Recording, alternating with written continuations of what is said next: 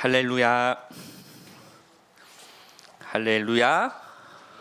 잘 사시고 계십니까?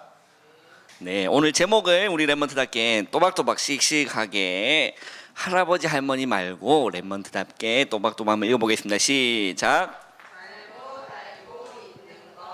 자, 오늘 제목은 잘못 알고 있는 것. 자, 우리 학원 보고마가 구약을 마무리하고 드디어 어디로 왔습니까? 신약으로 넘어왔습니다. 그죠? 그래서 숙제가 몇 장부터 몇 장까지 읽는 거였죠? 1장부터 7장까지 읽는 거였습니다. 그러면 이번 주 숙제는 뭘까요? 8장부터 14장까지 읽는 거겠죠? 그죠? 그러면 다음 주 숙제는 15장부터 21장, 그 다음부터는 22장부터 마지막 장이 28장까지. 그죠? 그러면 한 주 또 비어. 그러면 전체적으로 또 한번 훑어보는. 왜? 시험 끝났으니까 28장을 한번 전체. 눈빛들 왜 그러죠? 네, 그래요. 오늘 우리 마태복음을 이제 보면서 또 이게 우리 랩먼트들이 잘못 알고 있는 것이라는 제목으로 한번 말씀을 한번 또 상고해 보겠습니다. 그리고 또 이번 한 달 동안은 우리 랩먼트들이 또 여름 성경학교에 있는 주간이에요. 그죠? 그래서 여름 성경학교의 주간에 나오는 그 교재를 보면 몇 가지가 나오냐면 62가지. 그거 조세 그것도 뭡니까? 저도 잘 모릅니다. 그러나 이 62가지가 어떤 건지 우리가 흐름을 그 속에서 한번 잘 살펴보기를 이렇게 축복합니다. 오늘 무슨 주일일까요? 오늘은 맥주 감사 주일입니다. 하나님 말씀에 성경에 너희 맥주절을 지키라 라고 했어요. 하나님의 명령이죠. 그래서 우리 랩먼트들이 어렵게 우리 교회는 뭐 이게 절기들이 있고 또 맥주 감사절도 있고 주수 감사절도 있고 여름 성경학교는 절기는 아니지만 그것도 있고 막 성탄절도 있고 뭐 여러 가지 이렇게 뭐 복잡하게 생각하지 마시고 세 가지만 생각하면 돼요. 몇 가지? 세 가지. 어떤 걸 생각하면 되냐면 자, 우리 랩먼트 그리스도인으로서 유절이 아니라 자, 유월절은 뭡니까? 유월절은 뭐죠? 뭐 바를 때 넘어갔습니까? 양의 피를 바를 때 뭐가 넘어갔죠? 재앙이 넘어갔어요. 어떤 재앙? 죽음이라는 재앙이 넘어가고 그때 비로소 뭘 하게 될까요? 출애굽을 하게 되는 거예요. 그죠? 11가지가 아니라 이스라엘의 그 애굽 땅에 10가지 재앙이 내려졌는데 9가지의 그런 기적들이 일어나도 출애굽할 수가 없는 거예요. 뭐 할 때? 양의 피를 바를 때 구원의 역사가 일어나는 겁니다. 우리 랩먼트들이 아무리 교회를 다니고 대단한 기적들을 체험해도 예수 그리스도의 십자가의 그 유월절의 비밀을 우리 랩먼트가 발견하지 못하면 신앙생활을 헛되게 되는 거예요. 그죠? 양의 피를 바른 날 빠져나오듯이 예수 그리스도의 십자가의 보혈로 말미암아 흑암에서 빠져나오는 거예요. 흑암의 권세에서 그의 사랑의 아들의 나라로 옮겨졌다. 유월절 너무 중요한 비밀이죠. 그러면 이거는 어떤 단어가 될까요? 구원이라는 거. 구원. 우리 랩먼트가 일생 동안 살면서 100세 시대지만 우리 랩먼트가 100살까지 살지 200살까지 모르겠지만 그 살면서 구원이라는 단어를 생각하면 복음이라는 단어를 생각하면 가슴이 적적하고 촉촉해지고 그 은혜를 생각하면 감사 감격이 마르지 않는 게 구원의 비밀이다. 그러면 두 번째는 뭘까요? 이스라엘 백성들이 출애굽한 다음에 어떤 생활을 몇 년 동안 하죠? 40년 동안 어떤 생활? 광야 생활을 하게 됩니다. 우리 랩먼트 구원받았지만 하나님 나라 영원한 천국에 들어가기 그 전에 이 땅 가운데 어떤 역할을 삽니까? 나그네 역할을 사는 거예요. 그 살면서 우리 랩먼트 우리 힘으로 할 수 있을까요? 없을까요? 있을까 없을까요? 없는 거예요. 우리 랩먼트 힘으로 이 세상을 살 수가 없습니다. 그래서 하나님께서는 뭘 약속하셨을까요? 다른 힘을 줄 것이다. 오직 성령이 너에게 임하시면 너희가 권능을 받게 될 것이다 라고 얘기한 거죠. 사도행전 2장 1절에 오순절날이 이미 이름에 라는 단어가 되어 있습니다. 오순절날이 이미 이름에 라고 되어 있죠. 그리고 마지막으로는 어떤 절기가 있냐면 이스라엘의 중요한 절기입니다. 수장절. 이 수장절은 곡식을 거두어서 이제 추수할 때가 돼서 창고에 모아 드린다는 개념이에요. 그러면 이건 영적으로 어떤 의미가 있을까요? 그렇죠. 천국. 우리 렘넌트가 이 땅 살면서 뭘 바라보고 살아야 될까? 천국의 소망을 바라보고 살아야 되는 거예요. 이게 이스라엘의 중요한 세 가지 절기인데, 이 여러 가지 절기가 있지만 그게 다 이 세 가지 안에 포함되어 있는 거예요. 그럼 오늘 맥주감사절은 어떤 영적인 의미가 있습니까? 오순절에 동일한 의미가 있는 거예요. 그러면 추수감사절은 어떤 의미가 있을까요? 수장절에 동일한 게 있는 거죠. 우리 렘넌트가 참 성령의 은혜를 맛보면 감사할 수가 있는 거예요. 참 성령의 은혜를 맛보면 기뻐할 수가 있는 겁니다. 그래서 항상 어제 용사님의 핵심 가운데도 말씀하셨습니다. 매일 맥주절, 매일 우리 렘넌트는 이 성령의 은혜를 맛봐야 되며 이게 동행하는 축복을 이렇게 세 가지 절기 우리 렘넌트 잊지 마시기를 주님의 이름으로 축복합니다. 자, 그러면 오늘 우리 렘넌트 마태복음을 다 읽었는데 너무 쉽다, 그죠? 구약에는 막 이게 뭐 복잡한 얘기도 있고 뭐 인물 뭐 지역 얘기 있는데 그와 다르게 신약 성경은 굉장히 쉽습니다. 할렐루야. 굳이 저 삶이 뭐 이걸 설명 안 해도 충분히 초등학생도 이해할 수 있는 성경이 신약 성경이라. 할렐루야. 어려우면 담임선생님한테 여쭤봐도 돼요. 그래서 충분히 이렇게 할 수 있는 부분이라서 우리 렘넌트들이 마태복음 보면서 우리는 오늘 어떤 단어를 좀 생각해야 되냐? 기준이에요. 기준을 영어로 뭘까요? 네, 스탠다드라고 합니다. 우리 렘넌트가 기준이 잘 잡혀 있어야 되는 거예요. 이 기준이 잘못 잡혀 있으면, 이 기준이 없다면, 우리의 인생 살아감에 있어서 기준이 없다면 아무것도 안 되는 거예요. 공부를 하는데도 기준이 잡혀 있지 않으면 이것도 안 되고 저것도 안 되는 겁니다. 기준은 중요한 거예요. 그리고 기준이 없다면 일도 안 되는 거예요. 또 신앙도 마찬가지입니다. 올바른 기준이 있어야 신앙이 되는 거죠. 또 옳고 그름을 나눌 때도 이 기준이라는 것이 필요합니다.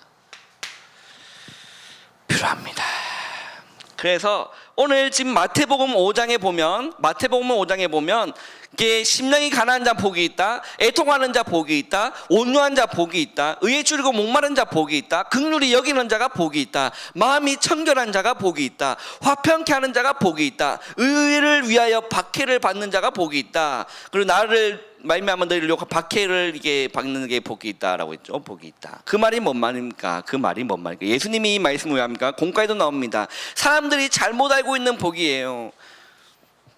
사람들이 잘못 알고 있는 복이라는 겁니다. 자, 왜 그러냐? 자, 잘 보세요.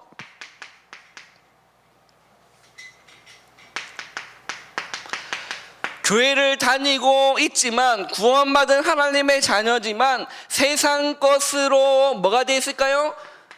이 세상 것은 이 기준을 가지고 많은 사람들이 각인되어 있고 뿌리 내려 있고 체질이 되어 있는 거예요.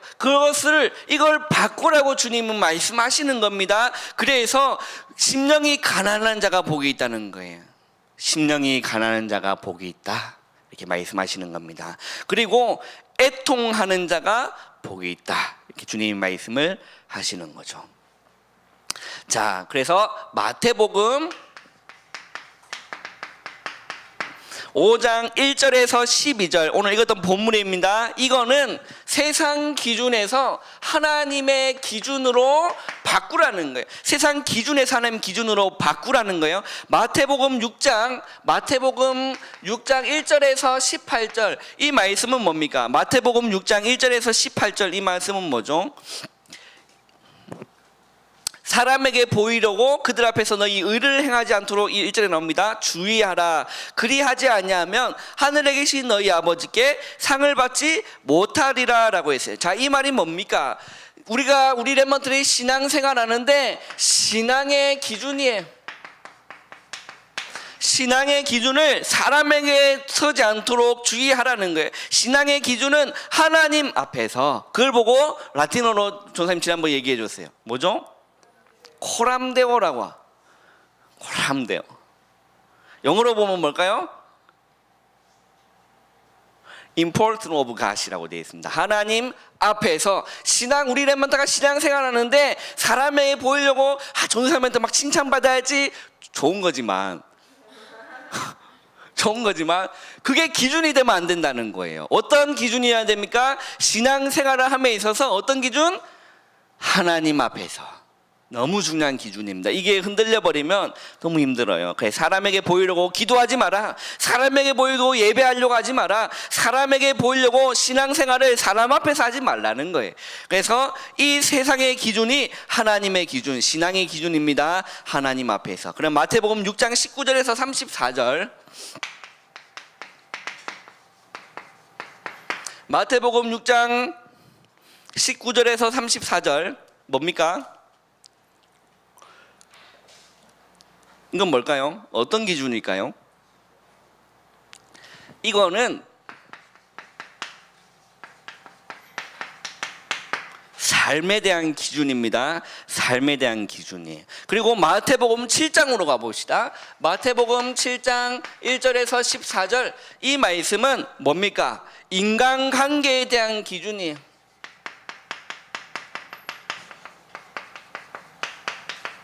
인간관계에 대한 기준. 마태복음 7장 보면 1절에 보면 이렇게 나와 있습니다. 비판을 받지 아니하려거든 어떻게 하라? 비판하지 말라. 너희가 비판받지 않기 원하면 남들도 비판하지 말라는 거예요. 너희가 비판하는 그 비판으로 너희가 비판을 받을 것이다 라고 했어요. 너희가 헤아리는 그 헤아림으로 너희가 헤아림을 받을 것이다. 늘 남에게 늘 평상시요 남 비판하고 남 원망하고 남 얘기가 좋아하는 사람은 결국 비판받게 되어 있다는 거예요. 주님이 하신 말씀입니다. 너희가 비판하는 그 비판으로 너희가 비판을 받을 것이다. 그 어떤 기준? 인간관계에 대한 기준입니다. 그리고 또 어떻게 합니까? 3절 한번 읽어보겠습니다. 3절 시작. 7장 3절 시작.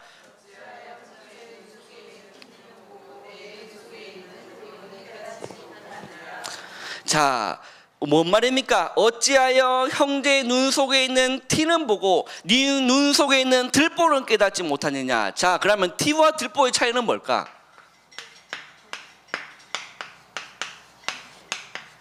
티는요 눈에 보일랑말랑하는 거, 보일랑말랑하는 게 티라. 남의 조그마한 그 티는 보이고 자기 눈에 있는 허이 너무 큰 들보는 안 보이는 거예요. 요즘 이 들보가 뭡니까?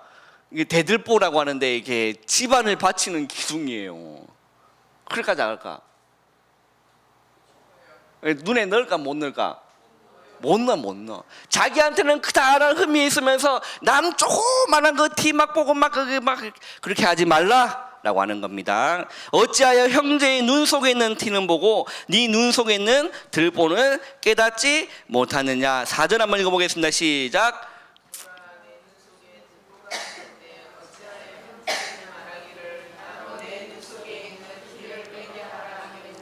자, 5절에 외식하는 자여라고 했어요. 외식하는 자여, 먼저 네 눈 속에서 들보를 빼어라. 그 후에야 밝히 보고 형제의 눈 속에서 뭘 뺍니까? 티를 빼리라. 티를 빼리라 그랬어요. 자, 외식하는 자여. 외식이 뭘까요?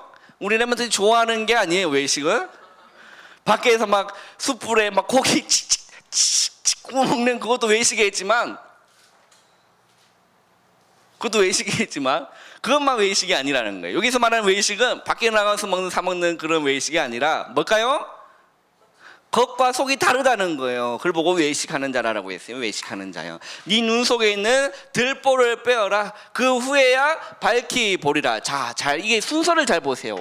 우리 렘넌트들이 하나님의 기준, 세상의 기준을 바꾸고 하나님의 기준을 발면요 비로소 이제는 신앙에 대한 눈이 뜨기 시작합니다. 그때 중요한 게 신앙의 기준이 너무 중요한 거예요. 그 신앙의 기준이 이제 눈이 딱 밝게 되면 이제는 뭐가 보입니까? 삶에 대한 부분이 딱 보이는 거. 그때 조심해야 될 게 삶의 기준이라. 지금 알아듣고 계십니까? 지금 눈빛들이 지금 어제 뭐 했는지 눈빛들이 뭐 다 갔어. 이 사람 눈빛이 아니야 지금 이거. 흑암은 떠날지어다. 네, 우리 옆에 있는 친구 인사합시다. 정신 차려라. 이 침대가 아니에요. 지금 이거 방이 아니에요. 정신 차려야 돼요. 자, 비로소 이제 삶에 대한 기준, 하나님의 기준이 바뀌고 신앙의 기준이 바뀌고 삶에 대한 기준이 바뀌면 이게 삶이라고 했을 때 경제에 대한 부분이에요. 그때 비로소 또 오는 시험이 있어. 뭔지 알아요? 사랑관계예요.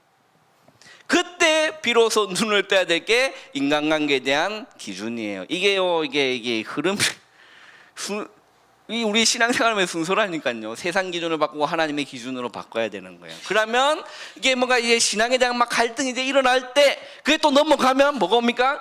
또 이게 헌금 경제에 관한 부분이 또 이게 시험으로 다 올라온다니까. 그거 바꿔버려야 되는 거예요. 그러면 또 이제는 뭡니까? 사람이 이제 눈에 보여. 저 랩런트 저거 뺨때기 때립니까? 똑바로 못하는, 지도 못하면서 막 이게 막 보인다니까. 이게 인간관계, 그거 바꿔야 돼요. 인간관계 기준 바꿔버려야 되는 겁니다.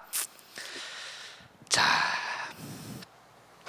제가 왜 지금 말을 빨리 하냐, 뭐가 해야 될 게 좀 하나 있어가지고 지금 말을 굉장히 지금 빨리 합니다. 저도 굉장히 급합니다 지금. 그죠? 자, 그래서 우리 랩런트들이 하나님의, 이걸 보고 하나님의 기준이라고 하는 거예요. 하나님의 기준이라고 하는 겁니다. 자, 이걸로 하기 위해서 21가지 삶이 필요한데, 이걸 제가 노파심이 하는 말이에요. 노파심이 하는 말인데, 우리 랩런트들이 21가지가 너무 중요하지만 제가 누누이 말씀드리겠습니다. 이게 우리 랩런트 가슴에 단어로 남아있지 않기를 축복합니다. 단어로 남아있지 않기를 축복합니다. 누가 이런 얘기를 했습니다.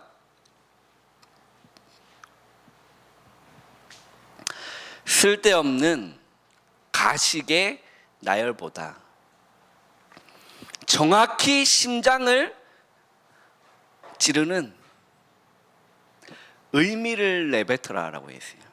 뭔 말입니까? 단어가 중요한 게 아니라는 거예요. 문장이 중요한 게 아니라는 거. 의미가 중요해요. 의미가 중요합니다. 이 21가지의 의미가 중요한 거라, 단어가 중요한 게 아니라 의미가 중요한 거예요. 그죠? 오늘 이게 제가 이게 쫙뭐 21가지 나열을 하겠지만, 이게요, 우리나라한테 이게 그냥 단어로만 남아있으면 쓸데없는 게 되는 거예요. 이 단어는, 잘 보세요. 그리스도라는 단어는 불신자도 알고 있는 단어예요.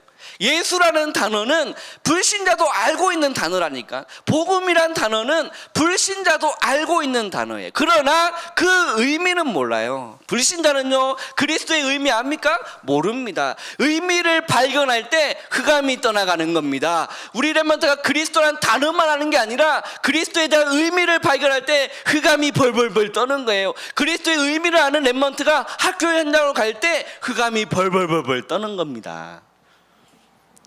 자, 그래서 우리 랩런트들 잘 이해를 한번 해보시기를 주님이 너무 축복합니다.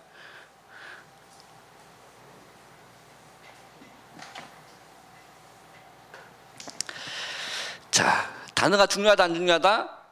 단어보다 뭐가 더 중요하다? 의미가 중요하다. 의미가 중요하다라는 부분들을 우리 랩런트들 잘 이해를 한번 해보시기를 주님의 이름으로 축복합니다.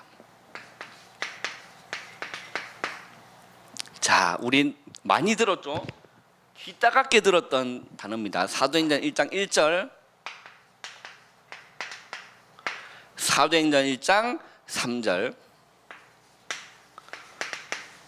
사도행전 1장 8절. 이게 성경 전체의 핵심이 녹아낼 다른 게 없어요. 신앙생활 하는데 이거 3개 하면 되는 거예요. 다른 게 없는 거예요. 다른 게 없는 거예요. 자, 그러면 사도행전 1장 1절이라고 했을 때 뭐가 나와야 됩니까? 그렇죠. 그리스도. 데오빌로요, 내가 먼저 쓴 글에는 물은 예수께서 행하시며 가르치시기를 시작하신부터라는 게 사도행전 1장 1절입니다. 그래서 어떤 사람이 왜 여기가 그리스도라고 얘기하는 게 묻는 사람들은 말씀의 흐름 속에 있지 않는 사람인 거죠. 데오빌로 내가 먼저 쓴 글, 이 사도행전 누가 썼죠? 누가가 쓴 거예요. 누가가 썼어요. 그러면 먼저 쓴 글은 어떤 성경일까요? 누가 복음이 된 거예요. 누가 복음에 예수가 그리스도였더라를 의사한 누가가 증인으로 쓴 걸 보고 누가복음이다.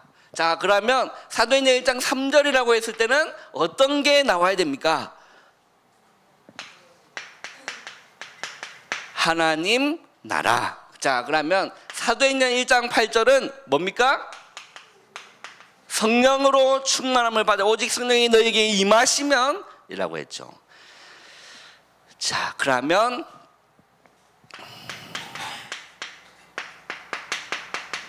우리 렘넌트들이 사도행전 1장 1절에 이 그리스도가 뭡니까? 갈보리 산에서 이 예수 그리스도께서 모든 문제를 다 해결하셨다. 요한복음 19장 30절에 다 이루었다고 말씀하신 주님의 언약을 붙잡아라. 그 말은 이 갈보리 산에서 예수 그리스도의 십자가의 보혈을 생각하고 그 갈보리 산 앞에 우리 렘넌트가 날마다 나아가시기를 주님의 이름으로 축복합니다. 여기서 우리 렘넌트의 인생이 시작돼야 돼요. 이것을 발견하면 이제는 세상 기준으로 사는 게 아니라 하나님의 기준으로 살게 되는 겁니다. 갈보리산. 이 갈보리산에서 하나님의 언약을 체험했던 제자들이 어디에 모였습니까? 감람산에서 모였어요. 이 감람산에서 40일 동안 하나님의 일을 주님이 설명하셨습니다. 그래서 우리가 앞으로 이 갈보리산에서 발견한 인생은 뭐가 발견됩니까? 전명이 보여요. 내가 이제 어떻게 살아야겠구나. 전명이 보입니다. 그러면 감람산에서 제자들 너희들이 해야 될 것을 예수님이요 소명으로 하나씩 다 가르쳐 주신 거예요. 너는 어떤 일을 해라. 너는 이 가운데 속지 마라. 이 언약을 붙잡아라. 이렇게 주님이 말씀하셨습니다. 그 언약을 붙잡은 제자들이 마가 다락방이라는 곳에 모여서 뭘 기다렸습니까? 아버지께서 약속하신 것을 기다리면서 뭐 했을까요? 기도한 거예요. 그때 성령의 역사가 사도행전 2장에 나타난 거. 오순절날이 이미 이름에 그들이 다 같이 한 곳에 모였더니 호련히 하늘로부터 급하고 강한 바람 같은 소리가 있어 그 안에 온 집에 가득했다라고 했어요. 성령의 강하게 임하신 역사가 마가다락방에서 임한 거죠. 우리 렘넌트들이 사명을 감당하기 위해서는 하나님의 일을 감당하기 위해서는 성령 충만 받지 못하면 절대 할 수가 없는 게 하나님의 일인 겁니다.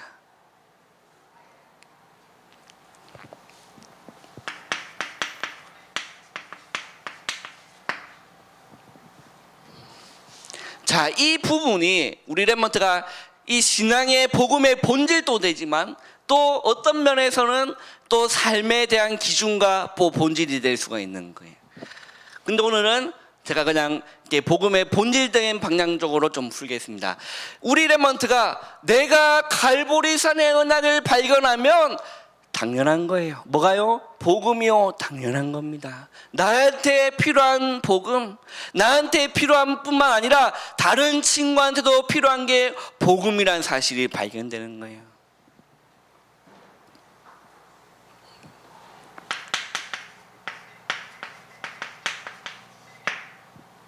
이 하나님의 나라는 가는 곳마다 반드시 필요한 것이 하나님의 나라가 우리 렘넌트 통해 임해야 되는 겁니다. 하나님의 일을 하면서 성령의 능력과 성령 충만 받는 것은 절대적으로 필요한 거예요. 이게 없으면 주의 일을 할 수가 없는 겁니다. 우리 렘넌트가 성령의 은혜를 받지 않고 성령 충만 속에 있지 않으면 기도하는 조차 하나도 할 수가 없는 거예요.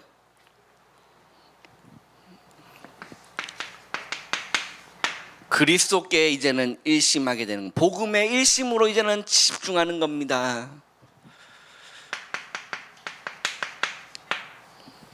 하나님 나라를 이루는 그 일에 내 마음이, 전심의 세계복음화 일에 내 마음이 담기는 거예요. 학교 복음화에 내 마음이 담기는 거예요. 가문 복음화에, 가정 복음화에 내 마음이 담기는 거예요. 전심.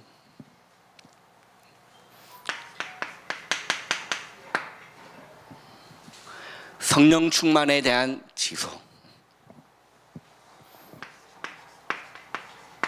이 그리스도께 이제 우리 렘넌트는 오직 하게 돼 있는 겁니다. 그리고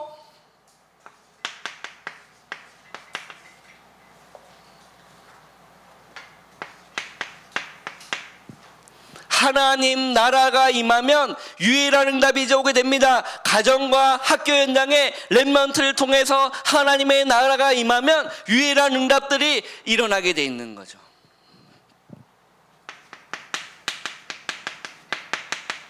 오직 성령이 너에게 임하시면, 성령이 우리 렘넌트한테 강하게 역사하시면, 성령 충만이 임하면 재창조의 역사가 일어나는 겁니다. 개인과 만남과 재창조가 렘넌트의 역사에 일어나는 거예요. 거듭남에 대한 비밀인 거죠. 재창조의 역사가 일어나는 겁니다.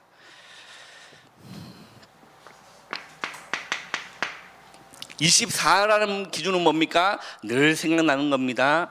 그리고 25시는 뭐죠? 다른 시간이에요. 우리 이 나라에 대해서 우리가 지금 주어진 시간은 몇 시간입니까? 24시간이잖아요. 24시간이에요. 그러면 25시라는 말은 뭐죠? 다른 힘을 얘기하는, 다른 나라, 다른 힘.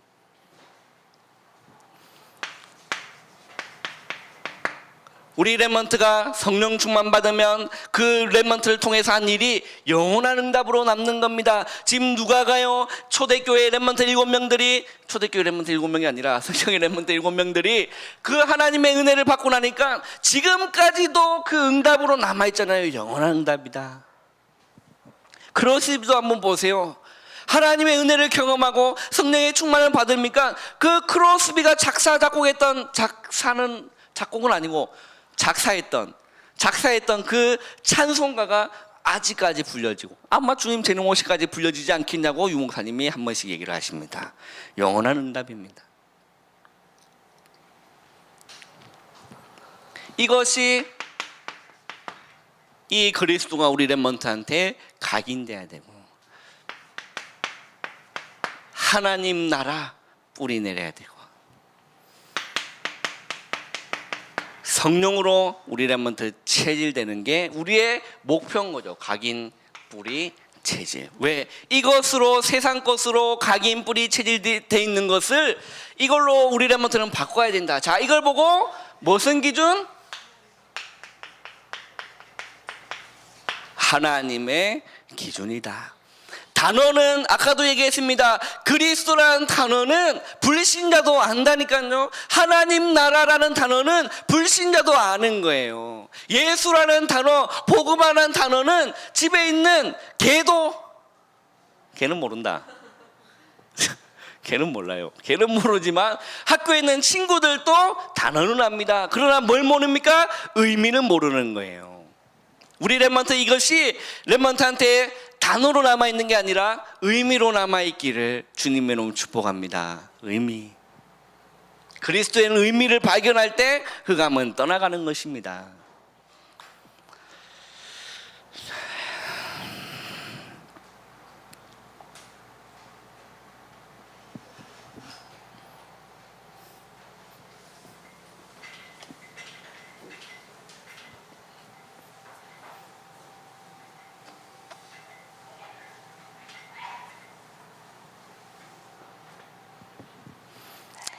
그래서 결론은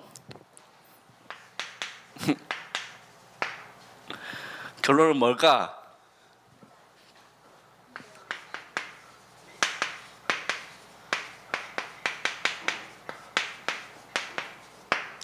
우리 렘넌트들이 아무도 보지 않는 그곳, 이걸 보고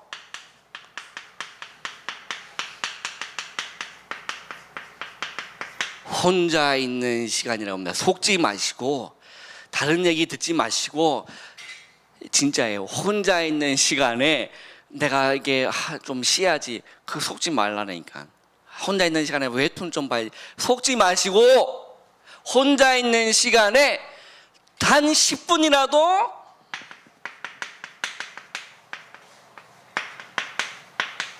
하나님께 집중하는 기도의 시간을 가지면 뭐가 임합니까? 우리 렘넌트 말씀 들을 때 말씀이 우리 렘넌트 마음과 영혼에 녹아내리기 시작하는 겁니다. 말씀이 녹아내리면 우리 렘넌트 가운데 5가지의 이제는 비로소 확신이 생기는 거예요. 세뇌되는 게 아니라 확신이 생기는 겁니다. 당당해지는 거예요. 5가지의 확신이 생기니까 우리 렘넌트는 이제 비로소 있는 현장에서 전도할 수 있는 거예요. 뭐에 대해서? 복음에 대해서. 뭐에 대해서? 그리스도에 대해서 말할 수 있는 겁니다. 이걸 매일매일 지속되는 걸 보고 뭐다? 사모늘이다 라고 하는 겁니다.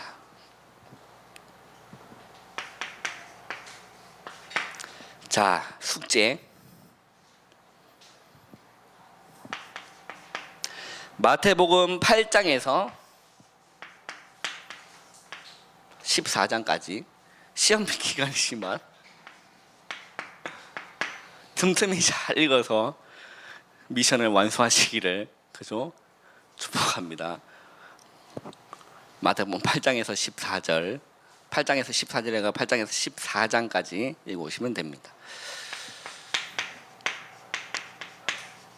자, 기도 제목은 담는 거예요. 기도는 담는 거라 했습니다. 여름 성경학교와 WRC는 특별히 만남의 축복을 놓고 우리 렘넌트 기도하셔야 되겠습니다. 팀장을 잘 만나야 돼요. 기도 제목은 여름 성경학교와 WRC를 두고 렘넌트 기도하시면 되겠습니다. 궁금하신 거 있으시면 우리 담임 선생님께 질문하시고 이렇게 하시면 되겠어요. 기도하겠습니다. 하나님 감사합니다. 오늘 남은 시간 또 성령으로 충만케 역사하여 주시옵소서. 오늘 맥주감사 주일에 성령의 은혜가 넘치는 예배 시간이 될 수 있도록 주님이 축복하여 주시옵소서. 예수님의 이름으로 감사하며 기도하옵나이다. 아멘.